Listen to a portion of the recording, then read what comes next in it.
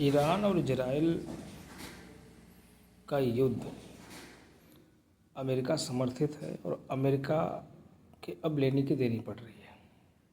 America को खुद समझ में नहीं आ रहा है कि मैं क्या करूं, क्योंकि इसके एक एक्शन से पूरा वर्ल्ड परेशान हो गया है।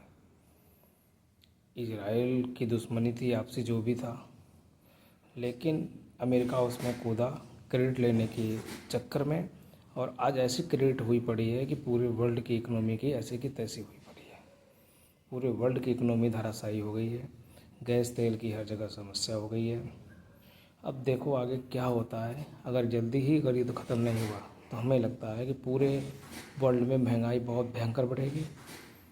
कई देशों में भुखमरी जैसी अवस्था पैदा हो जाएगी, और भारत जैसे बड़े देश में तो और भी विशालकाय दिक्कतों का सामना करना पड़ेगा, समस्याओं का सामना करना पड़ेगा। आगे क्या होगा और क्या नहीं होगा ये तो गवर्नमेंट अपने हिसाब से हैंडल करेगी, लेकिन प्रत्येक नागरिक के साथ ये युद्ध प्रत्येक नागरिक पे भारी पड़ेगा। भारत के नागरिकों पे ही नहीं, पूरे वर्ल्ड के एक एक नागरिक पे, चाहे वो बहुत संपन्न देश हों चाहे बिल्कुल गिरे हुए देश हों, क्योंकि पूरे वर्ल्ड की इकोनॉमी यातायात ट्रांसपोर्ट से ही चलती है। अगर ट्रांसपोर्ट बाधित है, तेल गैस की दाम आसमान पे हो जाएंगे। सोना चांदी के दाम अभी गिर रहे हैं, लेकिन ये भी आगे आने वाले टाइम में बहुत हाई रेंज में जाएंगे, और मुझे लग रहा है ऐसे ही चलता रहा तो आगे और भी युद्ध, और भी देश इस युद्ध में शामिल हो सकते हैं, और एक नया वर्ल्ड वार शुरू हो सकता है। और आगे ऐसी ही समस्याएं बनी रहेंगी तो भूखमरी सबसे बड़ी, जिसका जो देश आयात पे ही निर्भर है। आजकल सारे देश एक दूसरे से ऐसे कनेक्ट हैं कि अगर एक देश में कुछ होता है तो पूरा वर्ल्ड हिल जाता है।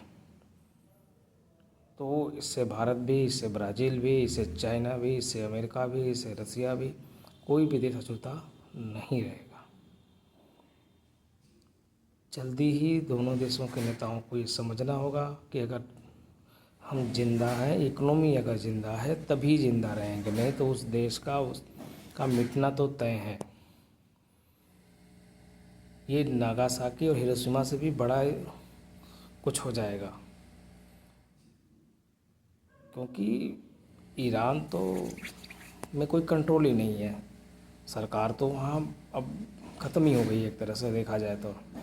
रह गई अमेरिका की बात, तो अमेरिका का लीडर ऐसा है कि हर चीज़ का क्रेडिट लेने के लिए तैयार है। वो समझ रहा है कि जो मैंने कह दिया वही वर्ल्ड ऑर्डर है, मेरे हिसाब से ही दुनिया चलेगी।